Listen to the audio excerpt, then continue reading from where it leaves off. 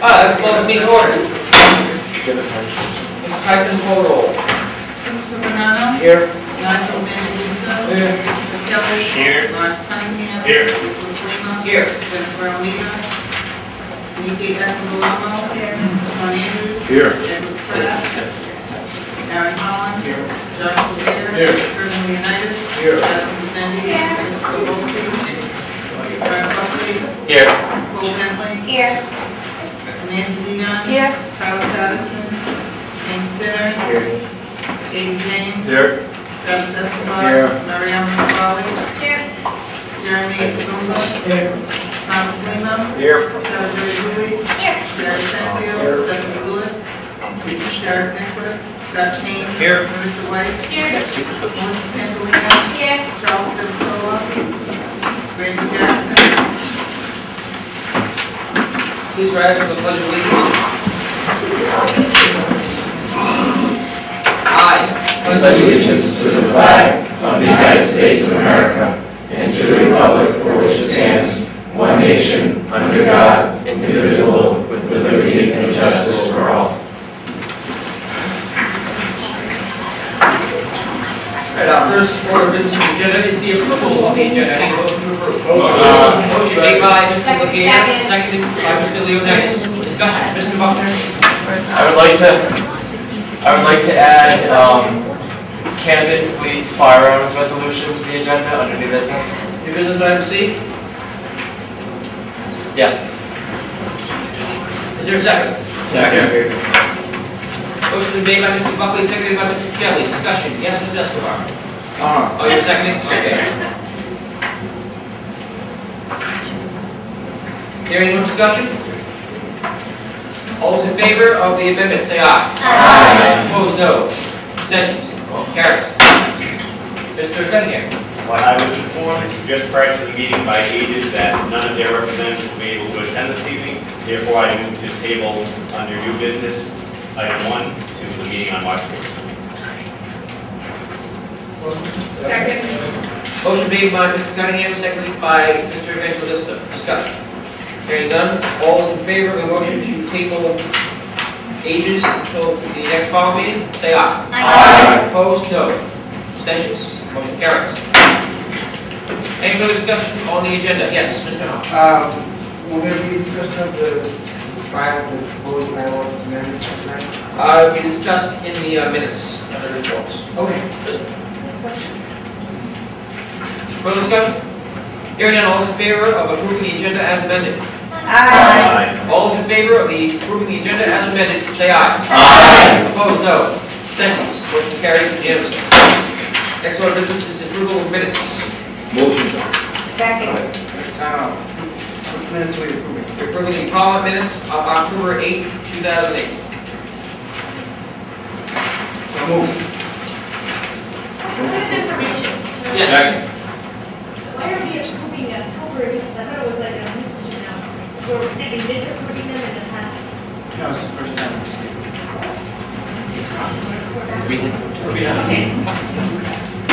Motion been made by Mr. Manano, seconded by Mr. Andrews to approve the minutes of October 8. Is there any discussion? All those in favor say aye. Aye. All opposed, no. Abstentions? Motion carries. Our next order of business is special guest speaker, Dan Pincher. No, it's not true. Yeah, let's set minutes. Sorry? Minutes of October, I need a motion to accept the minutes of October 22nd, 2008. Mr. Manano. Motion been made by Mr. Andrews, seconded by Mr. Goomba to approve the Parliament minutes of October 22nd. All those in favor signify by saying aye. Aye. I'm sorry, was there any discussion? All those in favor say aye. Aye. Opposed, no. Abstentions? Motion carries. Any else in the minutes that I wasn't aware of? Okay. Next order of business is special guest speaker, Don Pincher, from the Director of Athletics, Intramurals, and Recreation. Mr. Pincher, welcome. Thank you very much. Thanks for having me here this evening. This is the most important meeting, I think, in a trail and a journey that we hopefully are going on. I was put on the spot today, the President's open meeting with the community because she insisted and I insisted that this be the first meeting, and then we were put on the spot today in that meeting with some questions. So I prefaced what I said today, that tonight's meeting was the most important one, but I would give them a few clues into where we were going. Basically, let me just give you a quick history. The Rec Center was built in 1989, and at that time, and you'll hear this a lot, but it's true, is that it was a state organization called the Rhode Island Public Building Authority. And to say they were very well organized, to say that they did things in the correct way is a gross understatement. And the Rec Center was the result of the Rhode Island Public Building Authority. And in 1989, what you people know as the main building, kind of the Rec Center, okay, this piece and this piece, opened. With this piece, the old annex that you all can identify with, supposedly going to be renovated within the first 16 months of the building opening. Well, this piece never was renovated, okay, and in 1992, and I could be a little bit off with my dates, but the Providence Journal wrote up on what a fiasco most of the buildings that were built under the Rhode Island Public Building Authority. When I got here in 1995, and it's funny because the Murray Center, as everyone knows, probably was burned to the ground. They didn't have a place to have a press conference to have my opening and welcome, so they had it in the pool area, in the lobby area of the Rec Center. And before they even introduced me, the president leaned over and said, "We got a big problem with this building." And I said, "Yeah, I already know it because I was like perspiring, and I don't perspire that much on the normal positive days like being introduced here at Rhode Island College, but the air was just horrendous." So he said, "That's one of your first jobs when you get here is to look into this building. I want to make sure, you know, students have the best possible place, and we need to upgrade it." Well, in the next few months, we opened the Murray Center, and then we got into the Rec Center, and we crawled through pipes, and we went up on roofs, and we looked at motors, and we found out we got gypped big time in that building. There were places where there should have been a certain horsepower motor. There was a deficiencies in the motor. All kinds of things, you know, and we estimated at that time, and Dr. Penfield might be, I think the building cost just over $3 million, that we had taken $1 million back. And thank the Lord, I can honestly say I wasn't here. But it really wasn't the college's fault because, again, this Rhode Island Public Building Authority kind of oversaw the stuff. Within the first few years that the college knew they had problems, the builder, which is famous for doing these things, went bankrupt. Okay? So there was no recourse in the building. So since that time, out of our athletic recreation budget, we've tried to improve things. Okay? The dance studio is full of holes. We put in new windows. We patched it up. The building that you see is much more of a building than was there 6 or 7 years ago. The whole building was just gray block. There was no paint. All right, so if you could just picture the walls, there was no paint, there was no banners in the gym. It was a very, very cold facility. So if you think it's bad now, it was even worse before. In the interim time, what's happened is we have 6 HVAC units. We're down to 2. Okay, 2 that are heating and moving air around the building. And what we've done over the time, because it's so costly, is borrow from Peter to pay Paul. So the other units will no longer work. Okay, so that's kind of a quick scenario of where we've been. Over the course of time, and probably many people in this room have come across and told me how bad the place is and how, you know, stinky the locker room is. And you know what? And all I tell people is I agree with them. Okay, because I do. All right. The other thing that's come to light, all right, and I'm sure many of you know this, but the downturn in student enrollment over the next 5 years is probably going to affect Rhode Island College just like it's going to affect every single college and university in the country. So we've done a lot of feeding on research. We didn't do the research, but one of the most important things to your generation in buildings when they pick a college is a great fitness and recreation center. And all we have to do is look at our neighbors. Brown's building, I think, a $22 million one right now. Bryant just completed one. Providence just completed one. And URI is building one. Okay? So, you know, we don't have to, you know, pull things out of our hat. We know it's important to students picking RIC. It's important to students here at RIC. So basically what we did, and we started with Dr. Zarian maybe 5 years ago, is we said, hey, let us do a feasibility study. Let's see what we have, let's see what it's going to take to make it a first-class recreation center that our students deserve. And Dr. Zarian, in his waning days of last year, goes, you know what, I'm going to let you do that, you know. And so on the way out the door, last November, he told us we could start doing it. Well, in the meantime, the state dragged their feet, and it took almost 9 months to get through a feasibility study approval. Before we could even do a study, we had to have approval from downtown. And this summer, we got that approval. In July, a committee, Dr. Penfield, Paul Forte, who is the money man, Mr. Brady, who is the physical plant guy, engineer, Dolores Passarelli, who I think probably knows more students than anybody on this campus, and has a feed on students, and Jerry Shalad, who manages the rec center for me, and I think that was it, Dr. Penfield, is that correct? So basically we started in June, and July, and August, and we asked people to submit what they would give us for no money, and what they could provide us so we could talk to people, important groups like you. And we got, much to everybody's surprise, 11 people put together feasibility study programs.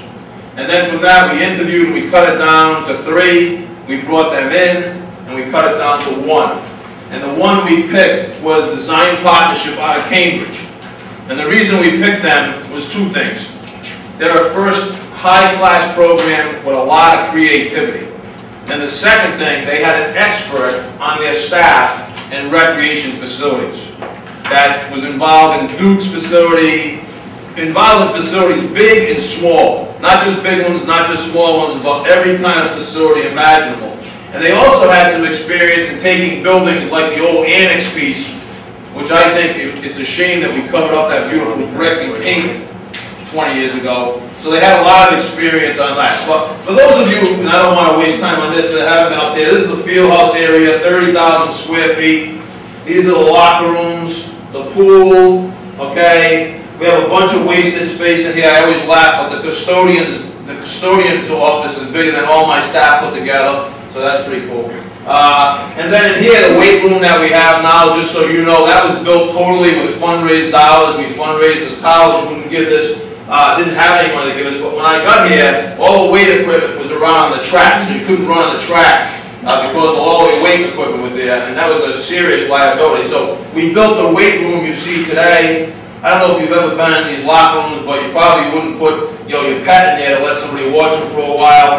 And then the dance studio, which we can't control the heat, it goes up and down and all around. So, and then we have a wrestling facility that's pretty nice, but was paid for totally by alumni dollars on the top floor. So that's, and first of all, interrupt me anytime you want. But this is kind of the building that's in existence today.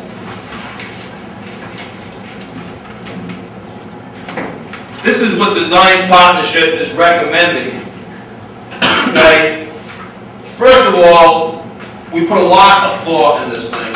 And we were the only college or university, I think, in the country, but surely the only ones that hosted Obama and Clinton within 5 days. 12,000 people in this building in 5 days. And they love the building. Okay, except the building's got so many floors and hosting big events. So part of our goal is to soundproof this back big space for a couple of reasons. One, we know, and I get called all the time, and right now it's just not an appropriate space, all right, to host the concerts, to host this, to host that. In my opinion, and somebody could tell me if I'm wrong, I don't see us ever getting another space that size to host multi-type events. So we said, and I think Dr. Penfield agreed with me, I think you're right. So the first thing we looked at is how can we make this a great space in our off times to one, host larger student events, and 2, bring in income that's going to decrease any of our costs for this building. So the first thing we did, and you'll see it, is we put an event management entrance. And what that does is a few things. One, it's going to protect the student space that we have. So if there's a big like Obama, there's not going to be 5,000 people walking through, if anybody remembers that day, with mud and snow and everything else through our nice student space. They're going to come through an event entrance. going to make us all fire coded because, I'm not a fire marshal, but 60%, okay, of your egress for a major event has to be able to go through the doors they came in on. All right, so if we have 1,000 people, 600 people have to go out that same door under our fire codes. That's almost impossible with that lobby in the event of an emergency. These entrances will allow us to do that, okay, with the combined other entrances. I'm sure, I don't think there's anybody here that was here when we hosted County West. You were, all right, well, my whole night was spent on entertaining one lady from the neighborhood who just had it up for us. I spent 5 hours listening to her scream in my ear, right? And so part of the thing I'm insisting on is this whole building's going to be soundproof, right? So really the neighborhood's not going to be bothered at all. If they want to continue to be a pain, that's fine, but it's not because there's going to be noise, right? So that's the first thing, is making this space more suitable in our downtime Friday nights, Saturday nights, to hold other events outside of fitness and athletic type events. And the last thing, it'll give us the time when students aren't using it, which is a lot on Friday and Saturday nights, and even Saturday afternoons, an opportunity to host events like Obama, like Clinton, like a bunch of other things. Okay? The other thing we looked at is these locker rooms are just horrendous. And basically, there's a whole, when these locker rooms, the other thing is the feasibility people told us was that when this place was designed in '89, we were 12 to 15 years behind. In '89. So in those days, if you go up there, it's another junky thing, but the lockers are this big. Like a guy my size, I can't put my shoes in there. Right? And you probably all know this, anybody that goes up there, but really no one uses lockers anymore to keep stuff overnight. They go in, they want to put their overcoat this time of the year in there, but they're going to go back to the resident halls, or they got a duffel bag they're taking home. So part of this new plan is to make multiple locker rooms with big lockers. So when you go up there, you put your own lock on it during the day. When you leave, you take your stuff with you. But we have 3 different locker rooms because, again, I'm very conscious of our security, but we do a ton of work in our off time with young kids. I'm concerned many times that we're putting young kids in with people we don't know. So these locker rooms will again allow us opportunity to make additional incomes with the various different groups we have. XIN's having a splash party in a couple of weeks. We could give them their own locker room in special events like that, so we're not in with everybody else, so we don't have to worry. In the summer, when we do summer camps to bring in income, I laugh when I go up there because you follow a trail of bathing suits and socks, okay, from little kids. So this would allow us just to, solve that. The other thing we would do, we put a major restroom area in the middle that we can lock down, so that people, again, going in for an event here would have access to the restrooms, but not the locker rooms, okay? Then over in here, if you've ever gone up there, my staff really, they're in old boiler rooms, I mean, it's horrendous. We would put all the offices, all the accompanying space, a meeting room, classroom type area for when we teach like lifeguard training, in this area, a laundry room, a medical area, and then I think these are some of the key things that you're going to see in the next schematics, but the dance studio would move downstairs, okay? And then the wrestling facility would move downstairs in a smaller space. And all the restrooms, because the center of the building shifting this way, and you'll see in a minute, would be over here. Brand new restrooms, big restrooms, colorful restrooms. And then this lobby, which I'll talk about in a second, would be here. One thing, I don't know, part of our progress in doing this was after we all met, we had an open forum, I think 34 students showed up. With the engineers, and one of the things, again, student input was so important. This was all glass and pretty cool looking, like you'll see in a minute. But one of the gals came up and said, I do yoga and I'm flexible and I can put my leg behind my head. And she goes, I don't want anybody looking at me when I'm doing that. So it was a good point. So part of the thing is, there's going to be a false wall here and a way to shut that down for those type of events. Okay, so we give that dance studio some privacy. The other thing, which I thought was a big pickup by the design group, is that this is the biggest building in the East Campus. And it'll probably always be the biggest building in the East Campus. And right now, it's not a welcoming building. If you go up there, it looks like an old, car factory or something. And he, you know, the designer said it should be a welcome place. It's the anchor of the East Campus of which we're trying to develop. And the lobby is just a great space for students. And we should develop that space as we're moving more to the East Campus, where it's a space where people can go and overstuff chairs and look at on you know, HD TVs, ESPN or MTV or whatever, make it a wireless space. And you're going to see how good this came up. And the last pet peeve of mine, because I don't get a lot of complaints from students, but when I do, it's like I had to sit there and my ID didn't work, which is not our fault, but it didn't work. And then I got to wait 15 minutes because one of my staff are back here somewhere. So all the administrative staff are going to be up front. So people can get answers quickly. I don't like it when I have to hear anybody waste 10 minutes. So all the administrative staff now will be up there. The check-in desk, you'll run right into it. Right? Right now it's tough on the staff that works there, it's tough on the students that come in. Excuse me, you're going to run into it. You can't, and then there'll be 2 egresses again that will help in major events. And the next picture you're going to see is the one that knocked us dead. And I think anybody that knows me, I think too much. But this kind of knocked us dead. And, you know, part of it is to blow out this building. Blow it right out. And you're going to see all glass in. MIT, I believe, is doing this right now. But it'll be a 2-level cardiovascular center, with the bottom level being all huge free weight system. And then the top level being state-of-the-art elliptical running machines with TVs, without TVs. But the big thing is you're going to look out over the campus. Right? If you don't want to look at TV, it's a great space in the morning to look out.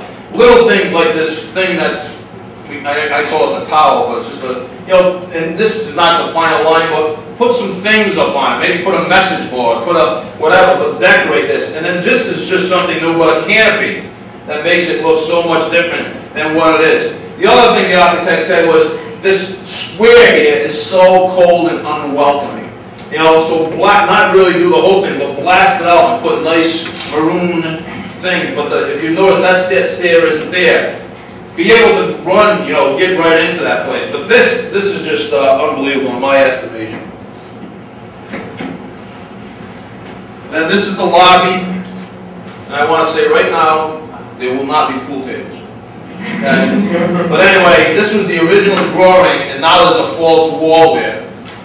So you don't see, after listening to that student, you wouldn't see in there if we didn't want to see it. And then on this false wall would be big screen HD TVs. But you can see this would all be overstuffed furniture. And we get a whole different line without a lot of money by using tiles and rugs and just in a different design. But this, our goal for this would be, even if you never work out in your life, a great space because you have a class over in the social work building and you can go over and just sit there and do wireless and be comfortable. And then you can see the new check-in desk. And then doing some different things that are very reasonable financially with fabric rather than putting it all in the ceiling. Do you have a question? Hey Don, is that some different lighting too? Sorry? The season, because that one, the new one looks much brighter than what we're currently at now. Yeah. I wasn't even trying to use it, it just looks like. Yeah, even, you know, you look at this is a whole new bowl that comes down with lighting in it, which will provide lighting over that desk, but yeah. I mean, again, you can see how dark it is here. And I think part of this plan, I might be wrong, is to put glassing up above too. So the lobby would have a lot more light. And these are kind of some external views. Here's kind of the new front, and bringing back that building to its natural brick state. The other thing that's new over here, that they would take down this elevation. I don't know if you know, there's a wall here. Bring it flat, increase the size of the building. This is the back of the building, which probably nobody's ever seen because it's so dangerous back there. And then this is the side south towards the Foreman Center with a new event entrance that will allow us to meet fire code. In addition, part of the new fire code is when you have concerts, is the lights have to go back on right away. If the band stops and the light shuts off, we can't do that in any of our buildings, so part of that would be equipping this building with lights in addition to the mercury vapors we have, athletic lights now, to accommodate our fire code. You know, that's about it as far as this goes. And then let me just, you know, kind of follow up with where we are. this was the most important meeting to myself, Dr. Penfield, and especially the president. I met with Chris Bernardo. We tried to get together during the break, and I was here all the time, so I don't know where he was. Well, he's busier than me. But we got together, and Chris said, let's bring it right to Parliament, and the president insisted that this is where it comes before it goes anywhere else. And the next step would probably be to go down to the board. There's some problems with this. Let me just tell you some of the problems. One of the problems is, in 20 years, we never ever raised the rec center fee. Which, to be honest, I think that was a strategic mistake on our part. Because if we had raised it $5 a year, we'd be in a position now to easily do anything it took. So, that's an issue, is how do we get the money, to kind of do this. Which right now, looking at a combination of things, and a priority of everyone is to keep student fees low, as low as we can. One, we feel with this new space, we'll be able to attract a lot and be very, very competitive with 30,000 square feet of space. And again, never ever taking from the times that student times. But we feel we can really bring in some major events and charge some significant money on our down times to bring in some of it. The other thing, with the type of facility we're about to build, we're pretty confident, again, we could put together a plan. First of all, we think our membership will just naturally increase. But secondly of all, we really don't want a big, large membership in there, like after 4 o'clock in the day, because that's when our students use it. But maybe, put some sort of business membership together where people working at, Bank of America on their way in the morning, do more in the morning time where we get very few students at 6:30. And then, a lunchtime thing. So we feel we can really do some corporate membership reach out and bring that in. If we don't, part of the feasibility study was us again, because they didn't believe me how bad it was for lots of people to join me crawling through pipes and up in ceilings. If we don't do anything, okay, to make the rec center livable is going to cost us between $2.7 and $3 million. Okay, we have some serious, serious problems. Like we could have no heat at any time. So that's an issue. And that's due, to be honest, that's due from a long time, 20 years of neglect, and that $1 million I told you about we inherited, you figure it out, you're smarter than me, on how every year inflation becomes more and more and more. So I figure out 20 years of inflation, how much that $1 million is gone. So that's one of our issues, that no matter what we do, we have that issue. And so that's where we are right now. We're meeting with all the financial minds. How can we keep this low and get this built? We're talking to more students. We went, to our peer institutions and see what they're doing. And most of them, Plymouth State's building a hockey rink, welcome center, a fitness center right now. Southern Maine just built a huge hockey arena and indoor facility. Yes? I just, my only question to everything was just, is our figure about, because it looks really great, and I agree with you as far as basically the number one factor is the gym.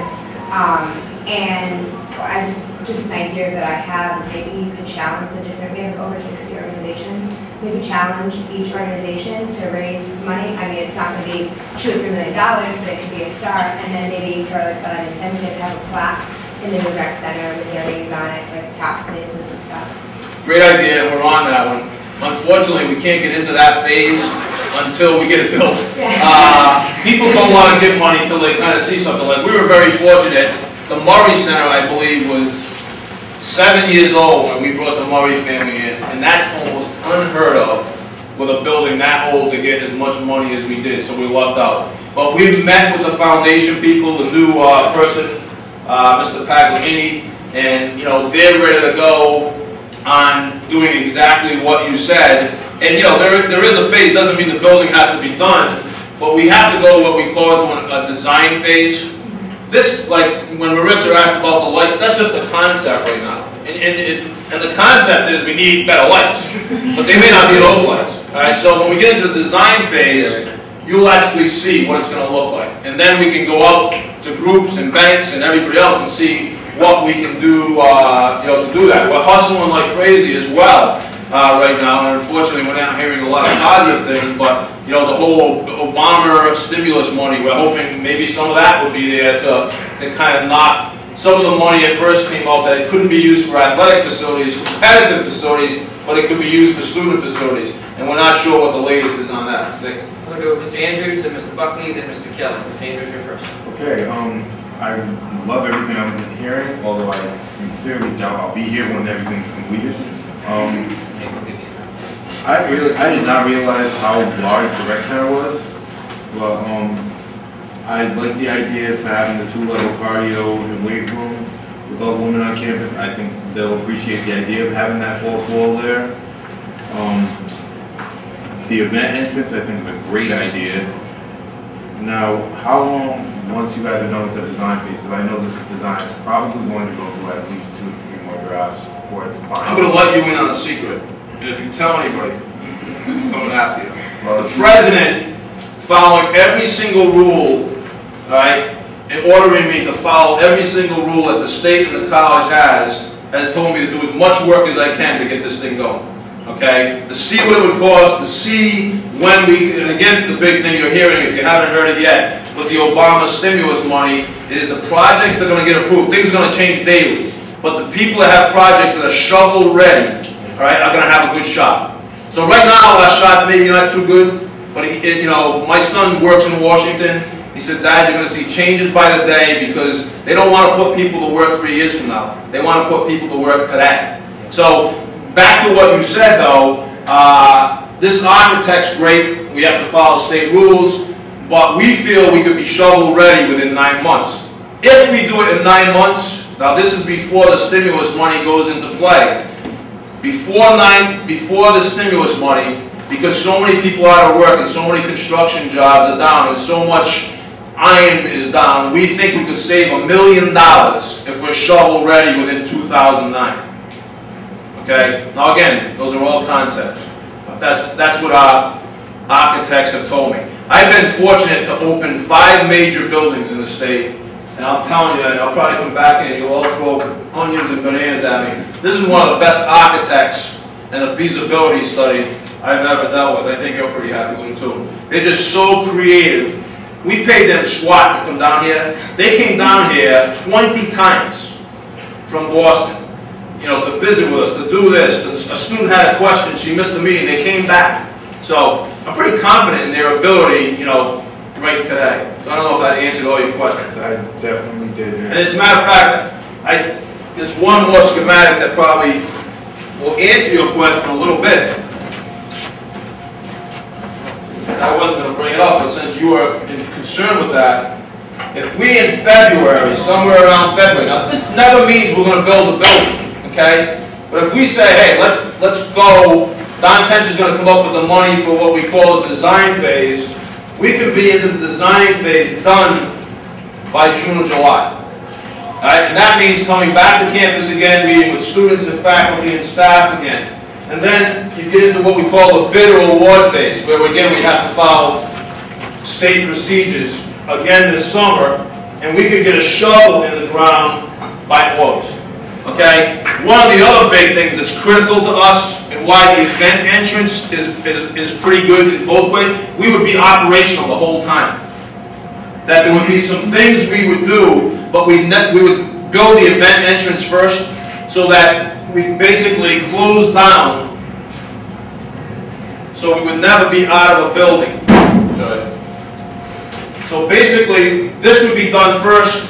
This would be developed so we could keep this going. The only thing that would happen is we'd have to put the cardiovascular center probably in the corners for a 16-month period.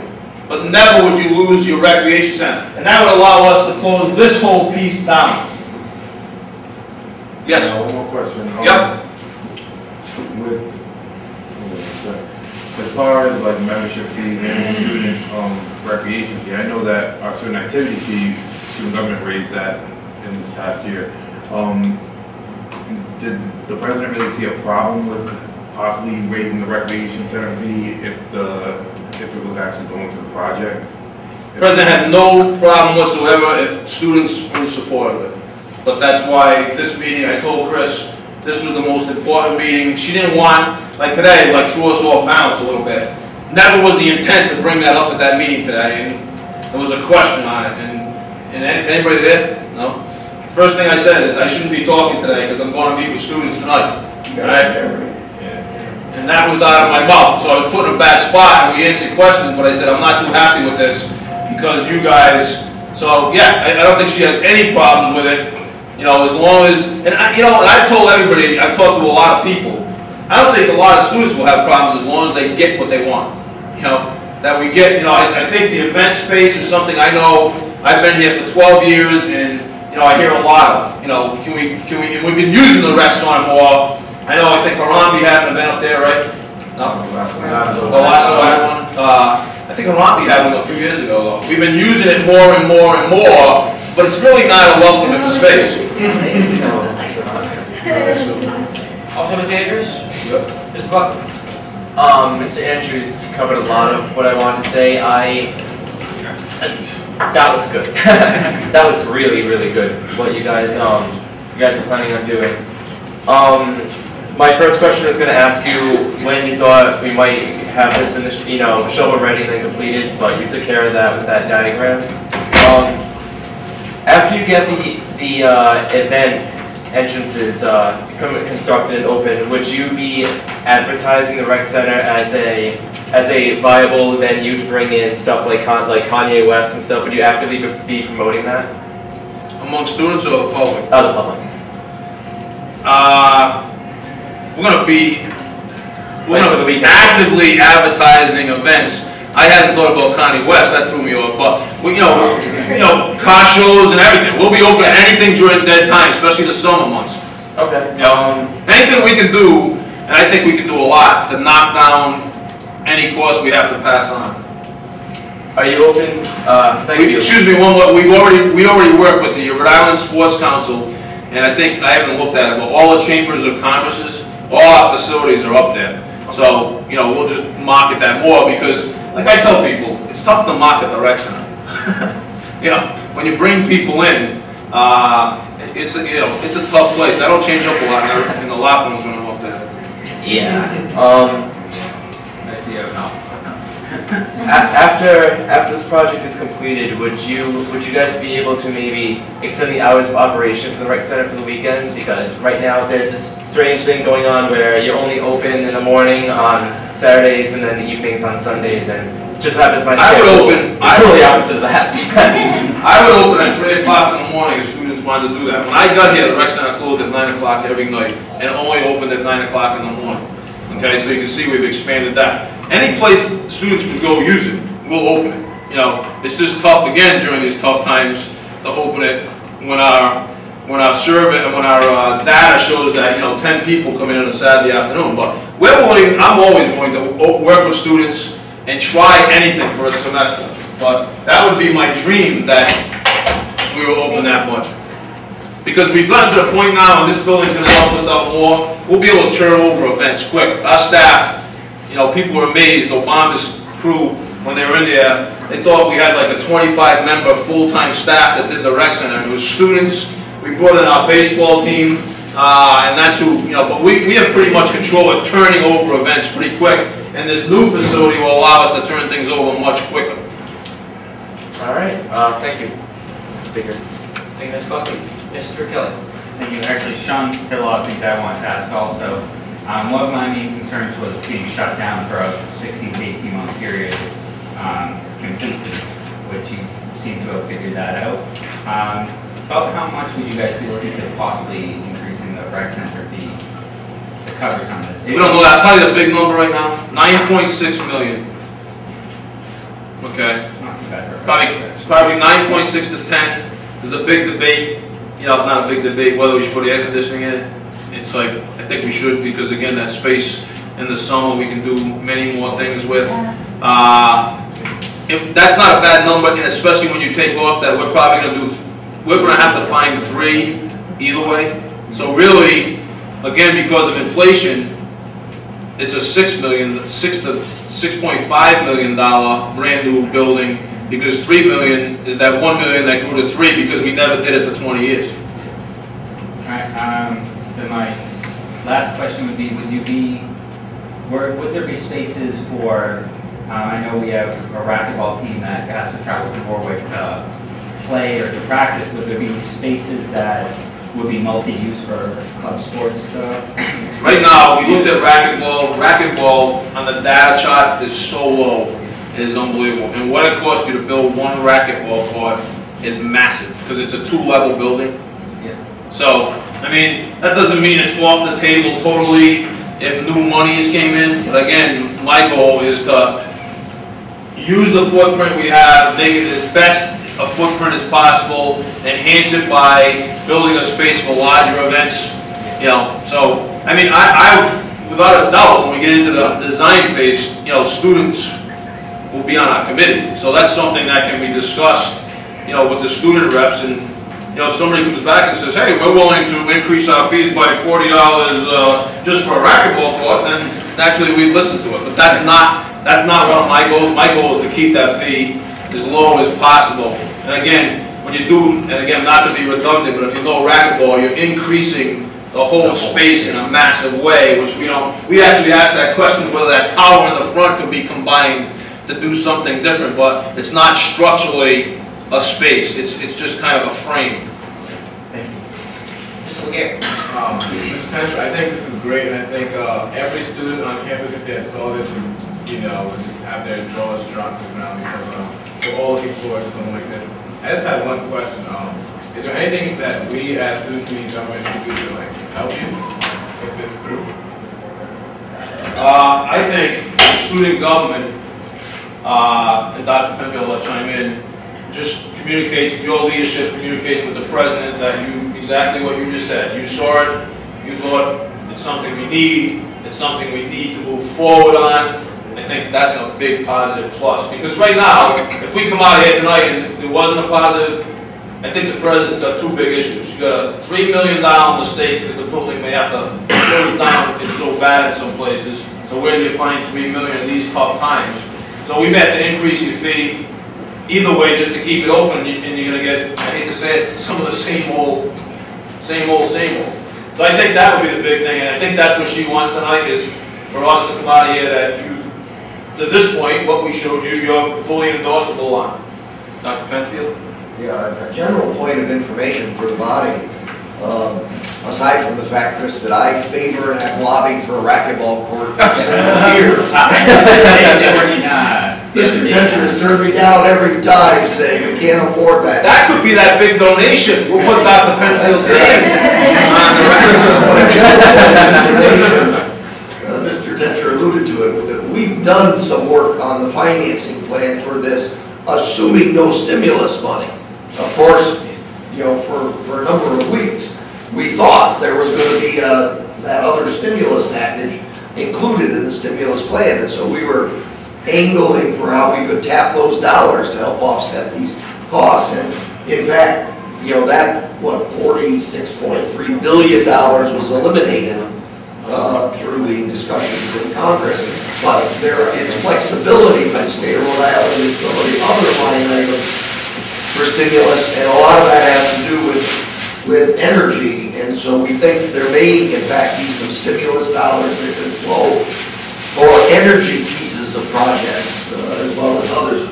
But assuming no stimulus dollars, the financing work that we were doing on a $10 million bond was going to, in order to cover the expenses with that, was going to result in an increase in the student fee of approximately $100 per year. The current fee is $90 per year that you're paying for the recreation center. And I think we said it would go up close to $200 in order for us to have a $10 million bond. You're looking at me like you don't agree with me. Go up $200? No, go up to $200. So go up $100 in the fee would help, would pretty much offset the I think in our last meeting, assuming the interest rate on the bonds, because right now you all know the interest rates are low, right, in the neighborhood of 5%, and we think that for this we get an even lower rate than 5%. So at the time when we were putting the numbers in place, we said it looks to us like a $100 increase in the fee would allow us to take the $10 million bond package. because that was a big piece. Right now they were working on a 6% financially. I said, you guys better do better than that in this economy. I mean, I can't believe with that amount of money, we can't get it at a much better rate, which would drive it down. We're also, putting our heads on the line to, I still think we gotta work with those numbers on what we can bring in. I think there's some other things, I'll probably get shot for saying this, but there are some things that this new building will do that, as an example, if you're a student registered in the spring, and I've been on the drawing board, this would be one of the things that, and you're coming back in the fall, right now you don't get the membership in the summer. But we don't collect anything either. So that might be something that we can enhance, that now we're going to give students, even though there's no fee in the summer, you get your membership year round, So you'll get more too, and that's just one thing. How can we give you more? That was one thing I thought about. Because again, I think students will, especially the ones that are local or working local, will want to be there. The other piece we didn't mention is the pool will be totally renovated and new by June 1st, and we've taken that all out of our own budget. So that money will not do anything with the pool except the locker rooms, but you're going to see a huge new and improved pool come June 1st. You see some differences in it already. New filters and heating systems are just unbelievable. And one thing, we think we can be creative. Just as an example, we took the time 3 to 4 in the afternoon, which is really a dead time. It's kind of like nowhere time. And we invested some money this year and equipped it for the first time for a competitive pool. And we not only paid back all the money we invested, but we gained money by having swim meets there on Saturday afternoons. And, it opens the door. We don't know, whether we have some women on campus now who are interested. Well, we're now equipped, and we didn't pay for it, to, maybe at some point bring in a women's swim program. So there are some creative things that we can do like that to continue to look at that financial piece. But I've told Paul Forte, sharpen your pencil.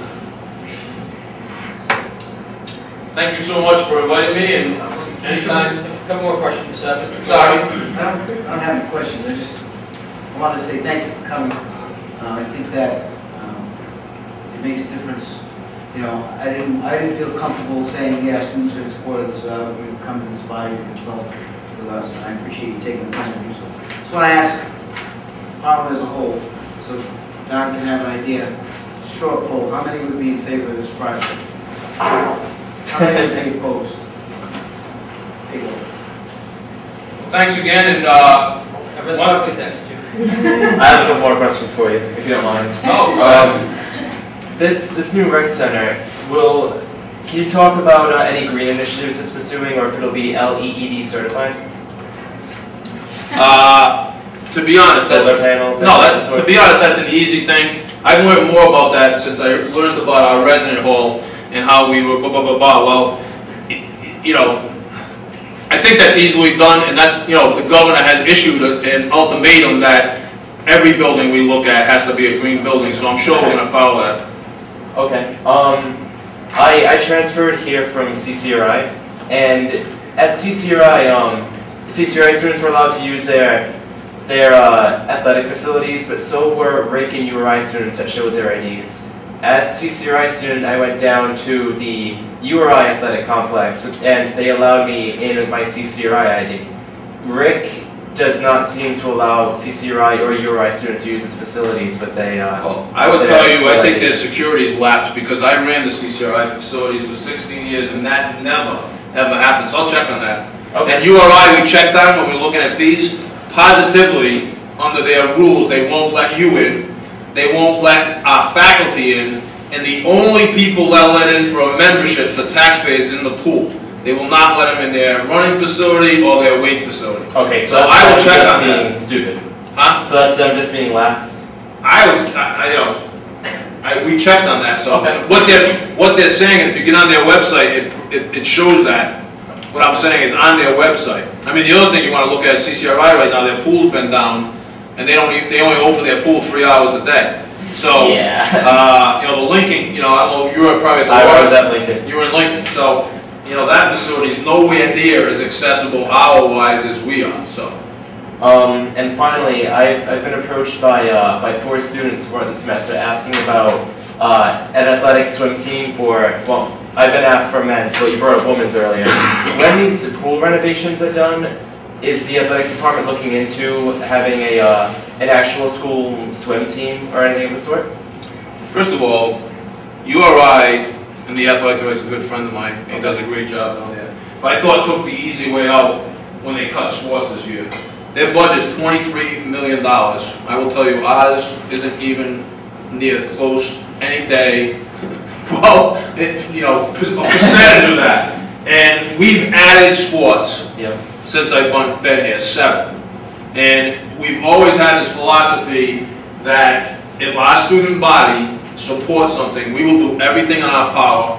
And John Nazarian supported this. And I would assume Dr. Cariolo, what I've seen in her short tenure, would support this, that if there were 20 people that wanted a swim team, then we would surely go out. There's also, we continue to work on, with your group, a partnership with athletics and student government on how to take those club teams that are quagmired in a certain spot and move them to varsity status. So I think that's going to help as well. I'm a big swim guy, so nothing would please me more. Nothing pleased me more on Saturdays this year than to go up there and see kids swimming in the pool. So I would be all for that. But right now we're being petitioned. URI cut out. Anyway, they cut out sports that added to $331,000. Okay, out of $23 million. So I could easily make that percentage cut around here, and I'd be okay. But we've been adding sports. And like right now, we're getting petitioned big by field hockey. Field hockey is huge in the state of Rhode Island. It's huge in southeastern New England. URI cut it up, and they've asked us to bring it in. Well, part of the problem, it's an ongoing issue. If we bring it in, and you know how competitive we've been in all our sports, everybody I've heard, well, you can do that. 3 years down the road, they're going to demand to have a turf field, right? Because everybody's playing on turf. So if I don't give them turf, then I'm the person why we're not competitive, and to be honest, there's a lot of things I could spend $1 million on right now, and turf's not one of them. And we don't know the longevity on turf. 7 years from now, you may have to, replace turf. So, I think that's something as a college you're probably looking at before my tenure ends, but I don't see it happening right now. And so, anyway. Okay, thank you. Any other questions? No. I don't have a question. I wanted to make a motion in support of an official motion in support of the Rec Center initiative, show our support behind the project. Seconded. Motion has been made by Mr. Bonanno, seconded by Mr. Evangelista to... Actually, I was trying not to. Motion has been made by Mr. Bonanno, seconded by multiple people to... Can you restate it, Mr. Bonanno? To support the, I call it the Rec Center renovation initiative, and speak on behalf of the students, John Tencher, Dr. Cariolo, basically to support the initiative. Discussion. Mr. Andrews.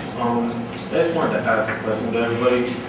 How much of a fee increase would people around this table be willing to take? Because I know schools like Brown pay a little bit more, pay a lot more than you do for our Rec Center.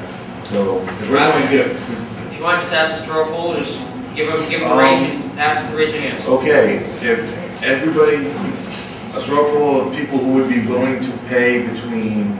What's the current fee right now? $95. So it's $90 a year. So between $100 and $200 more per year, so we can have a center that's actually better than Brown University. So 100 to 200? 100 to 200. It's not going to be 60. Point of inquiry. Yeah. Is that $100 to $200 kind of a worst case scenario kind of thing? I wouldn't support a $200 Yeah, that's one thing. I'm thinking that's a little. So I'm the guy that wants it more than anybody, but I wouldn't put that burden on students' backs. No, $100. I think it makes sense. All right, Mr. Andrews has the floor. Okay, $100. So 50 per semester? Yeah. So we wanted to take that. Additionally.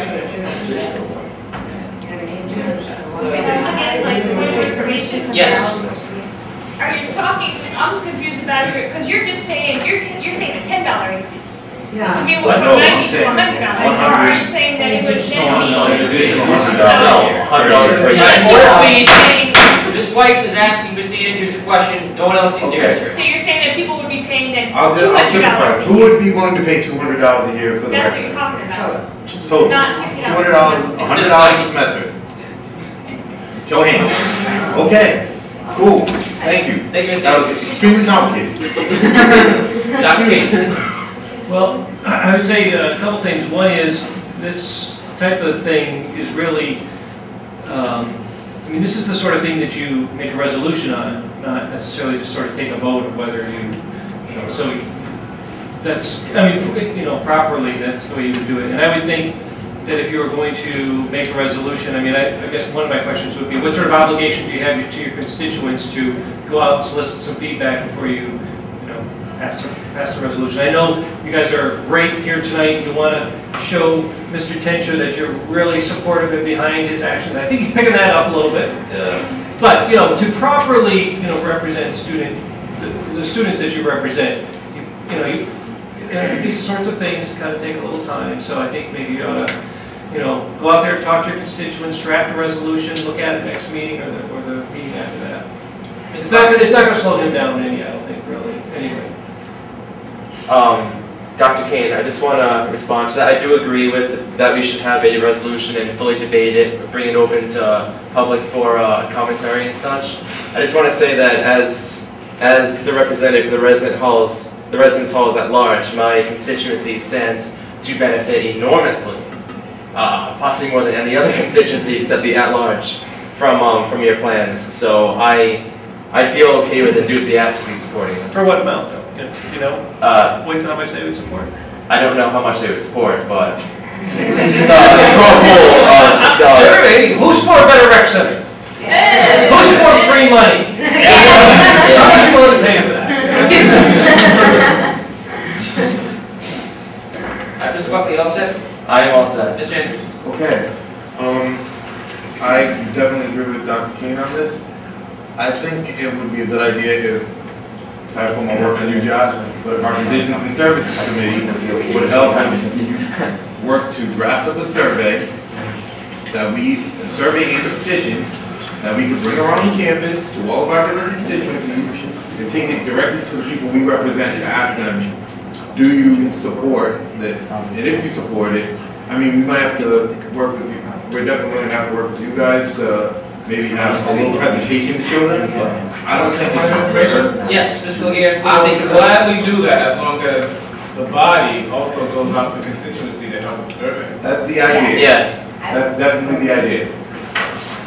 Well, I think if we help put together a presentation showing maybe some images of what could happen, what, you know, the possible fee increase could be, and say, do you want this?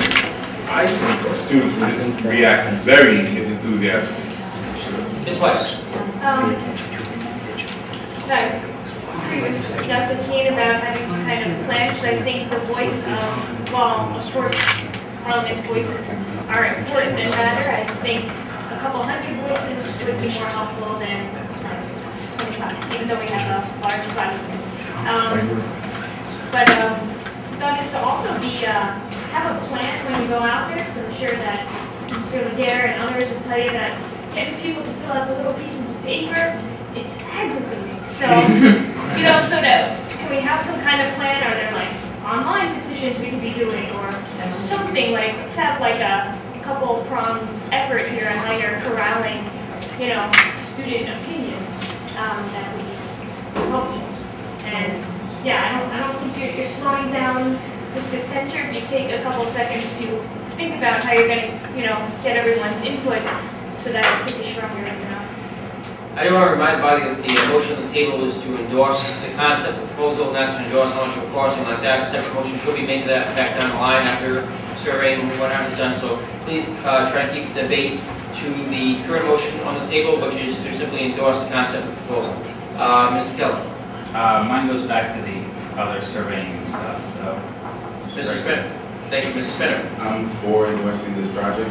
When we complained 2 weeks ago about tuition rates, so would this fall under raising our tuition even more? Let's just raise our tuition. I'm sorry, at the floor.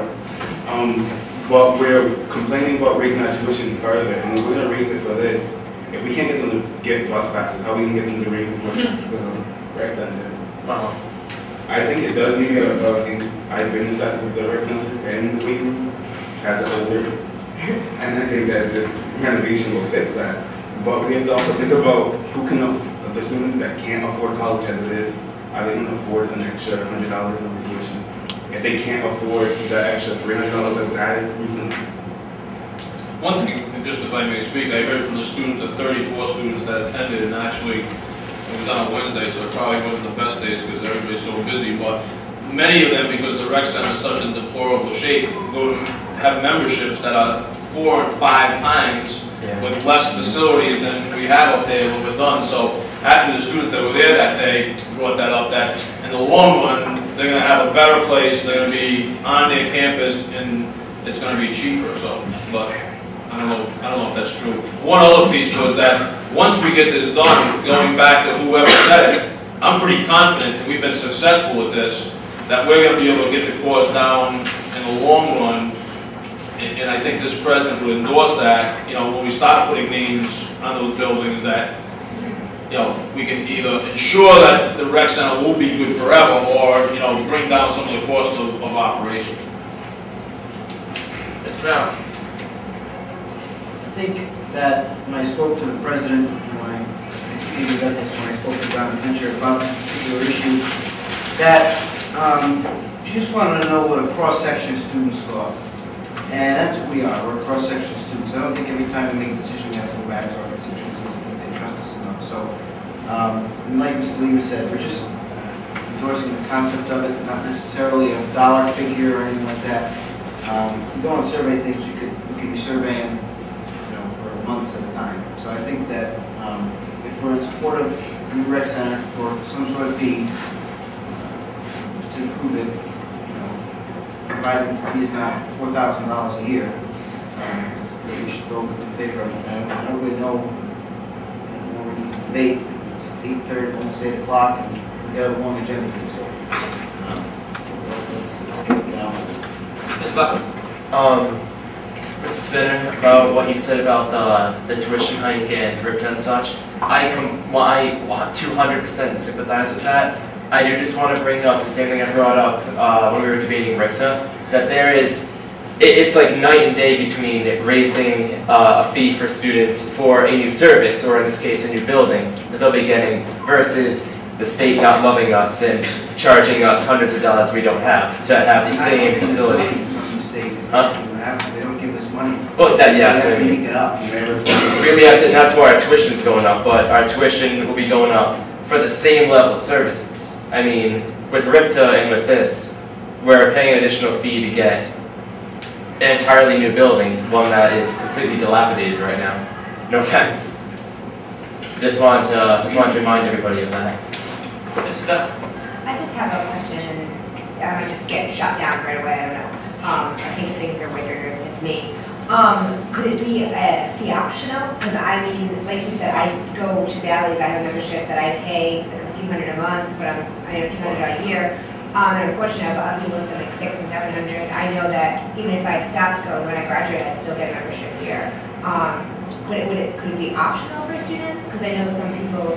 Because you could never build a building like that. If everybody opted out the second year, we'd have to, you know, turn it into a, I don't know, sandwich shop or something. Thank you, sir. Ms. Cavalli. I'm just going to add to what Shane said. I think that the idea behind remodeling this restaurant is a good idea, but I think that with the economic situation right now, I don't think it's something that we should move right now. I think that that's something that we should work toward for the future, but I know I pay my tuition through the payment plan and I do it myself.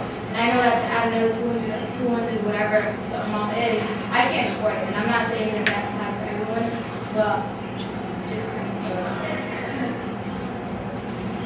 Someone else on the list, is there any further discussion? Hearing none, motion is made and seconded to endorse the concept as was stated in Mr. Brown's previous motion. All those in favor say aye. Aye. All opposed, no. No. Mr. Cavalli votes no. Abstentions? Ms. Resendez abstains, Mr. Spinner abstains, and motion carries. Thank you very much for coming. Thank you all, and don't forget your men's basketball team over the next week, because it's going to be an exciting week on campus. So come out Saturday and come out next week as we host the conference championship. Thanks.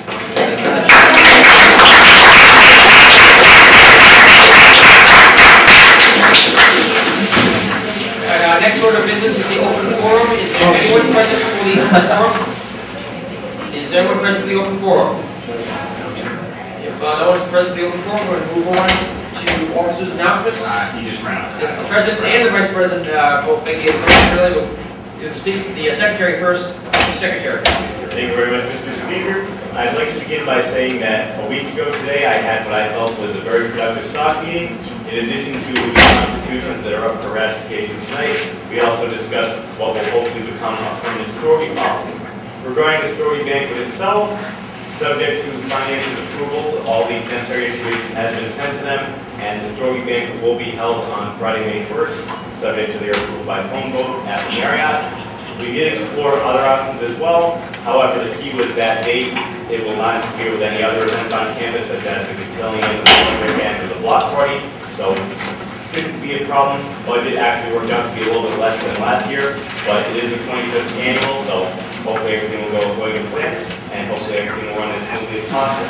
Finally, as to what you can expect in coming meetings next week, you'll have, in addition to Constitution, we're also going to have an updated version of the club council policy, which is designed to restructure the roundtable meeting, as well as a modernized version of the student orientation committee policy. And that concludes my remarks for this evening. Thank you, Mr. Secretary. Mr. Resendez. I don't know if It will be currently scheduled for Friday, May 1st. Ms. Cavalli. I was at the last conference, so I was kind of confused. Is there a reason why the people's choice in the renomination hearing? Yes, that's actually going to be discussed during the story policy review there in the evening. Okay. Mr. Secretary, we're back up to A. Mr. President, Mr. Fernando. Thank you. How many people have gotten those 4 letters that I asked? I can tell you how many people. One person is giving you those 4 letters. All right. But as of now, only one person is giving you those 4 letters. I'm very, very disappointed. Very upset. We pledged to represent a student body of 10,000 people. I have asked numerous times to be able to have something to the State House to go to fight for those 10,000 people. I have asked Parliament to just contact 4 of their friends and have them share a story why the state should continue to fund higher education in the state. And only one person is giving me those things on time. I can't begin to tell you how disappointed I is. Because it signifies to me that it's not that important an issue that we really should be fighting for. So, just know that I'm disappointed in the entire body, except for that one person who needs to.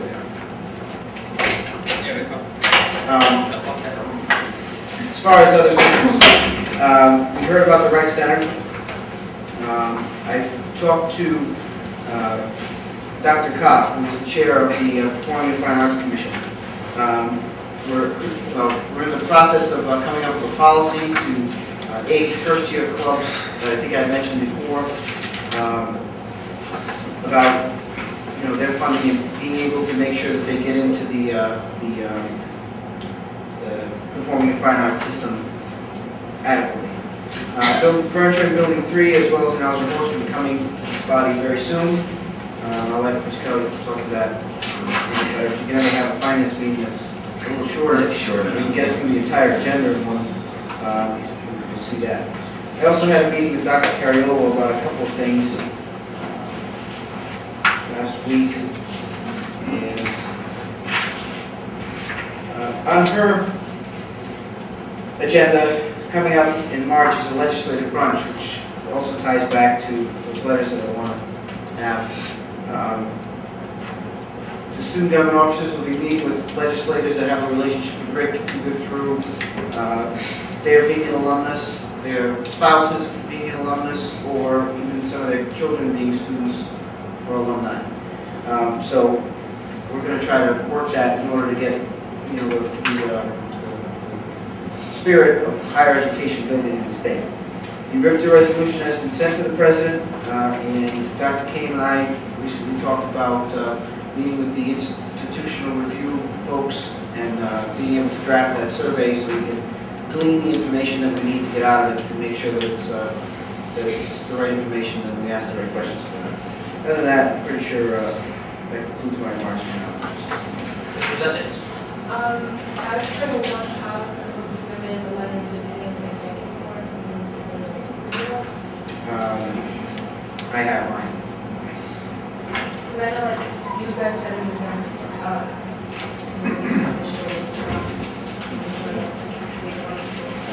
It's not on the board. No, I'm not blaming you. No, I'm not blaming you. I'm just saying, you know, we look up, we sort of do look up to you, you know, you heard this one. But like I say, mine are done, but it wasn't just a problem, it was the officers too.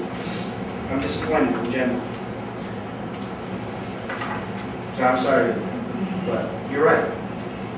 Mrs. Dooley. I just wanted to say that personally, I took it that I didn't have to go through you. I got more than 4 letters, and I had them sent straight through. Okay. So I'm just saying that for other people too who might not want to say it. I mean, it's very, you know, just like Mariella, tuition is very expensive. I've got 2 kids to put through school, and I've got nothing in savings. So that's something I took very seriously. I didn't interpret your request as, even though you said to go through you, I didn't interpret it that it had to. I thought it was more of a, this is something, it's your responsibility, you should do it. So I hope I'm speaking for other students that they took it upon themselves to go straight through. That's fine, I didn't know that, and I appreciate that. And that's good. The reason why I wanted, I was going to read them. You know, they delivered them to me sealed, that's great. No, it wasn't a secretive thing, it was just a case of it's saving you the hassle, cutting out the middleman. Well, I wanted to be able to give that stack to a person and say, this is a lot of people that are concerned about this issue, and that might wake them up more if they just happen to get 1 or 2 letters. You know what I mean? And that was the basis for it. Thinking like some of the folks do, if they get 1 letter from a constituent, good representatives, which I'm sure there are a few, would take it into consideration. A lot of them won't, because it's just 1 concern and they just kind of throw it. So if I have a stack of 50, 60, I think it'd be a little more effective. So if you have those letters, I mean, if you feel comfortable, I mean, bring them up and I can include them. So, but I really, you know, I'm just disappointed because this is something that we should all be concerned about. And we mentioned it here, but actions speak louder than words, and we really need to put that action forward.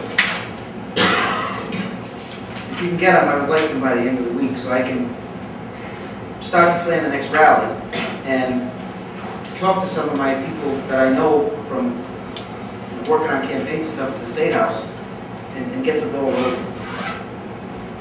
And for those people who obviously, you know, see some new faces, it doesn't apply to those folks. I mean, I hope that you get 4 letters. If you have any questions about it, let me know.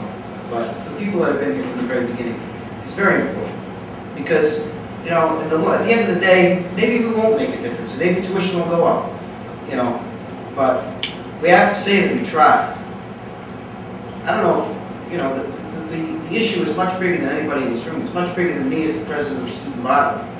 You know, the economy stinks in the whole world. I don't know if it's going to make a difference, but at least we can say and fall asleep at night knowing that we tried to help those people that we represent. And I really need your help to do that. I can't go out and get 200 or so letters on my own. You know, that's what we're here for. I need you as leaders to do it and help the executive board to do it. Mr. Donald, Alan. Yes, Mr. Bernard, can you just clarify what you said about the RIC residential march? Yeah, no problem.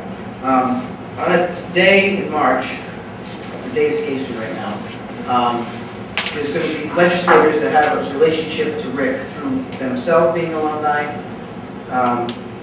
or their spouses or their children. They're going to be invited to the President's house for a brunch, at which the Executive Council is going to attend to pretty much try to, March 11th, yeah, that's on March 11th. So we're going to try to have a conversation, open up a dialogue with those representatives, so they may when budget time comes, they'll be more willing to help the state appropriation for higher education. That answers your question. So the goals and branches to help higher education? Yes. And so is the goal going to be administrative? It's going to be the Executive Board of Student Government, I assume that the President and her cabinet, and the legislators themselves. Okay. Am I wrong? Wrong? Right. Oh, no. For once, yeah. Ms. Weiss? Two things. One, I was wondering, I know that the town hall meeting is approaching. Could that be a time when attendees could write letters? You know, Good idea. maybe at some existing events, maybe have a little instruction book and as people come in, they can What? write their letters. It's a good idea. The only thing that I want to avoid, and I was talking to Steve Morano about this, who's the coordinator of public relations and stuff. He's got more official title than that. That's essentially his function. He said that form letters really don't work. Alright, So I would but kind of, even yeah, like paper and like. like a some- fax sheet or something. Right. No, that'd be a good idea. I'm just worried that I don't want to put everything together last minute.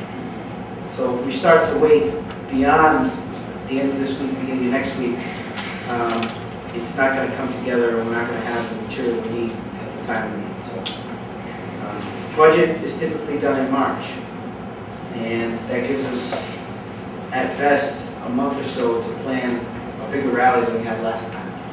And last time it was not difficult, but we've had some roadblocks, and we want to make sure we account for them. Other thoughts. The second, would you accept emails? Because I think guarantee that people read the messages that I send to them. Maybe some people would, and if I send out the message to multiple individuals and asking them to respond to something, then maybe you folks can do it too with your friends. So sometimes the whole, like, how many letters are people writing in their lives, that if we can at least get some people to email you something, then you can forward it on. That's perfect. I mean, just email it to the student government office, and, eventually they'll get printed. I know Nigel and Aaron, the rest of you two will get mad at me for wasting paper, but I mean, it's very effective I think it's extremely effective when you hand somebody a stack. But if the communication to our office is through email, that's perfect. And you want people to be telling their stories about why they don't want tuition to be raised? If there's, well, A, how they feel about it, as a constituent of Rhode Island, and naturally most people that attend the school are from Rhode Island, as they feel as a constituent of XYZ's representative and senator, who's in his district, how they feel about it as a student, how it's going to affect, their everyday life. Will it affect their ability to stay in school? Will it affect their decision whether or not to stay in Rhode Island? Things like that. This is just what I come up with. I mean, yeah, a story of a single mom or a mom in general trying to put her kids through school and coming to school and, trying to work at the same time. That story is much more effective than I'm 24 years old and I'm single, I don't have any children, I live in a house and I don't feel like paying more for tuition. But even, which is my story, but even, anything is better than nothing. Thank you. And my last thought was, if it's at all possible, if Parliament members can come to the event on March 11th, I know that your house is not today, but if that can be brought up as well, I would wonder if some of the folks around the table would be interested in doing something. Oh, that's ultimately not our decision, but I'll ask. Mrs. Bell? I was going to say I won't have the letters until a week from today, because my meeting is fall. So I can get them to you for Thursday morning. That's fine. Thank you. Mr. O'Gara? I'll speak for myself as a parliamentarian. I did bring up the issue of tuition hike with, some of my constituents who represent at large. And the thing that I'm getting back is not that they don't care, but they don't care enough to write a letter. That's be honest with you. So I know that a stack is really nice for politicians, so they can have a stack, but I was wondering about the option of maybe a petition that has, so we can actually go out and have the language, and we get a bunch of constituents to sign it, which is, they can add up the numbers and say, if you've had a stack of papers, that's how many stacks you have.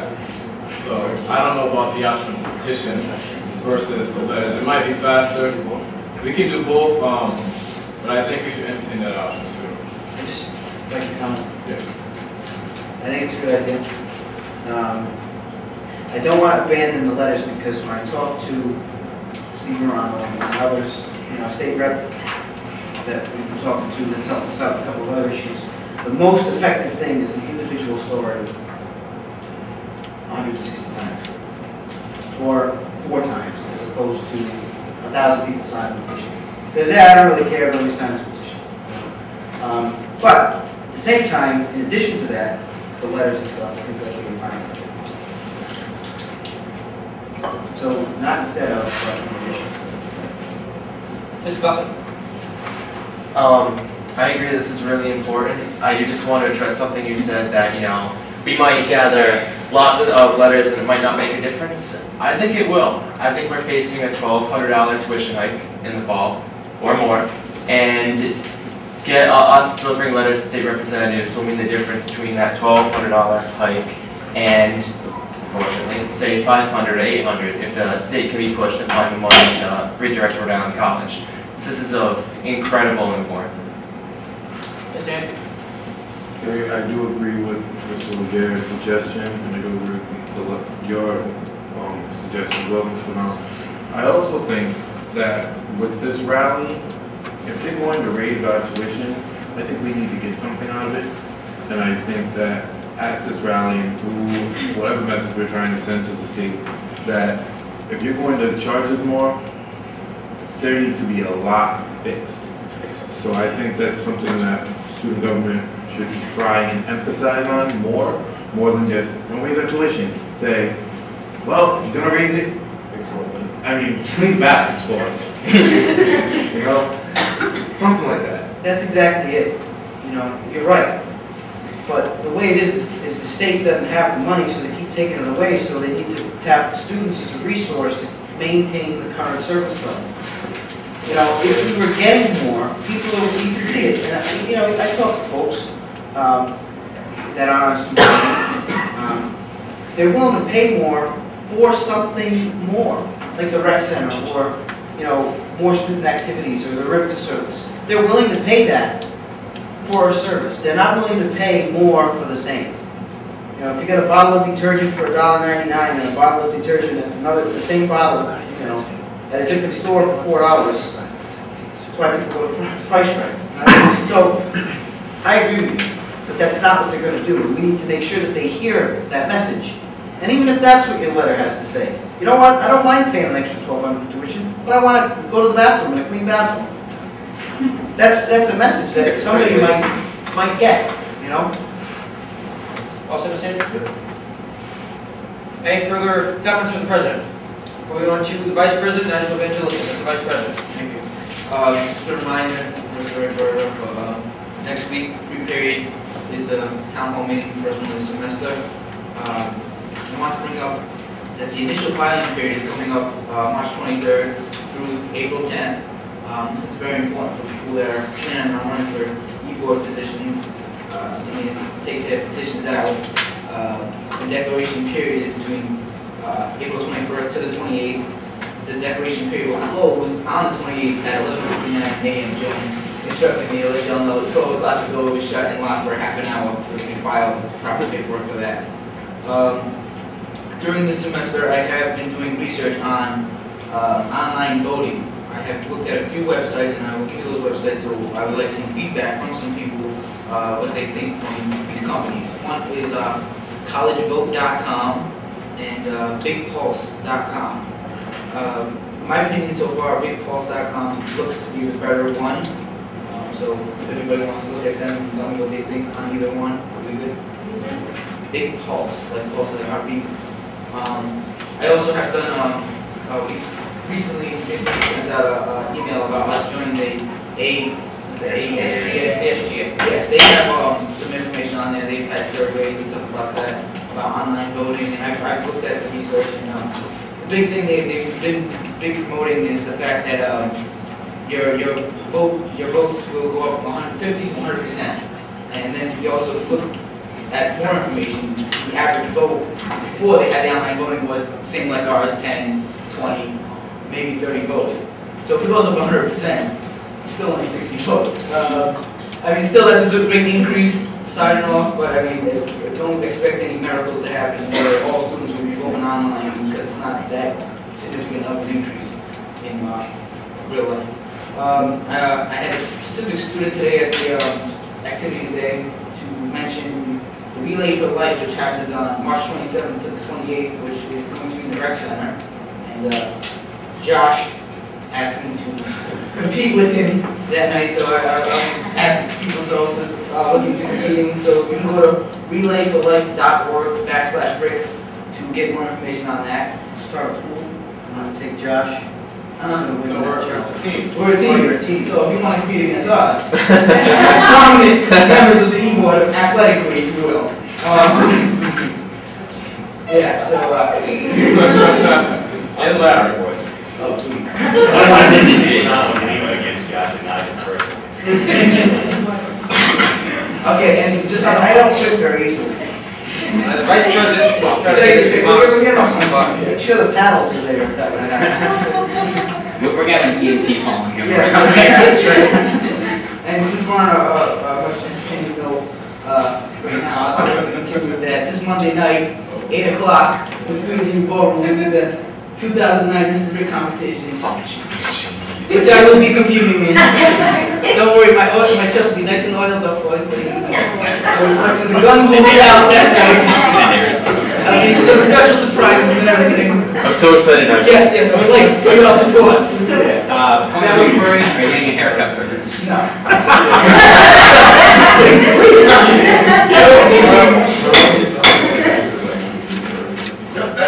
That's for you. Thank you very much, Mr. Evangelista. Ms. Weiss has a question. Yeah, two things. One, if you can send that information about the elections electronically to everyone, because I'm making like forward it to other folks that I know. You know, in addition, as I'm sure you're surprised that I'm in support of the online voting, you know, we're happy to help however we can, and maybe we do like voting stations. Maybe said that was rude earlier. You know, it could be set up like, you know, upside down bin or something. So as people are coming in to eat, hey, please vote before you go in. So I applaud you for looking up college voting in Big Falls. And I hope that people will take a look at it and let Nigel know which one you like better. Thank you, Mr. Evangelista. The Treasurer, Student Union Governor, Mr. Kelly, Mr. Treasurer. Thank you, Mr. Speaker. Touch on something Chris mentioned first. Building 3, student government has sent a request to the Finance Commission a couple months ago. A new lounge area and cafe is being built in Building 3.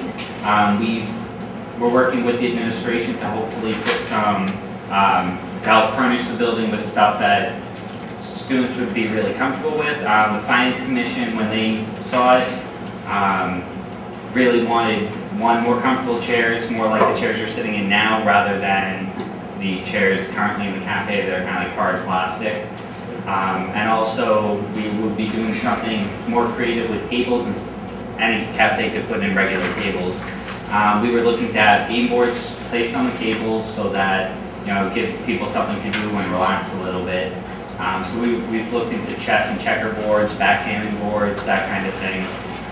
Vinnie Fleming, the director of Donovan Dining, who would be handling the food service, has agreed to allow his staff to, I guess you could say, loan out game pieces. Excuse me. Loan out game pieces for the tables, which would make things far easier. It won't be a bring your own game kind of thing. So that has already gone through. We're waiting to set up a meeting with the administration, really just to go through the details of, you know, picking colors, when would the cafe be open to students, you know, that kind of thing. Which, that's really all we're waiting for on that.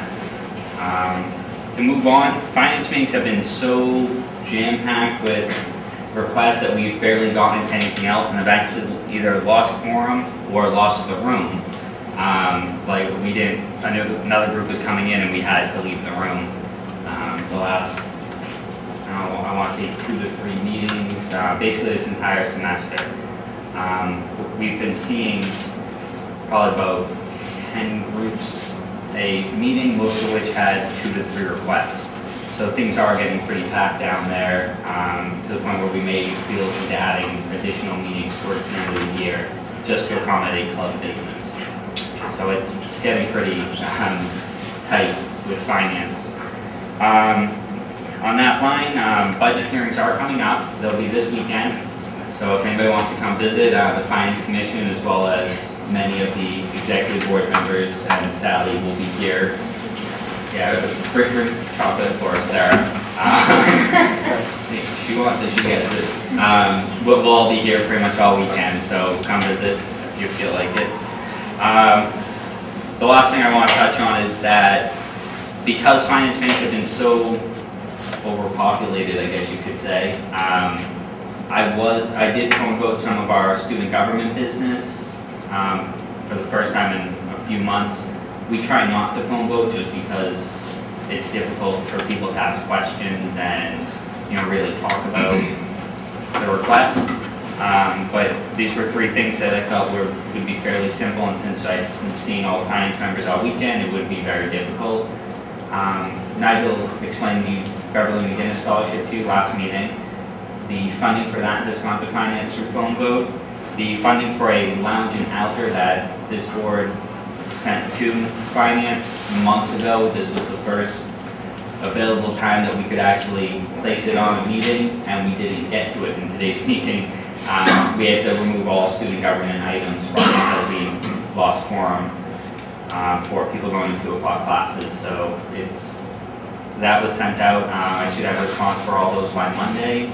Also, with the response Monday will be an answer on stories. Secretary Cunningham has forwarded me all the information that SOC has discussed for stories. You have a confused look on your face, everything, right? I don't want to talk about it. Did the group agree on pricings and location and which board? I never asked anything. I asked for anyone. Hold on, SOC didn't meet to go over stories. We weren't. They did. Order, please. The secretary is going to answer the question, not the entire room. We did discuss among the forum at the last SOC meeting, and that was what everything I said.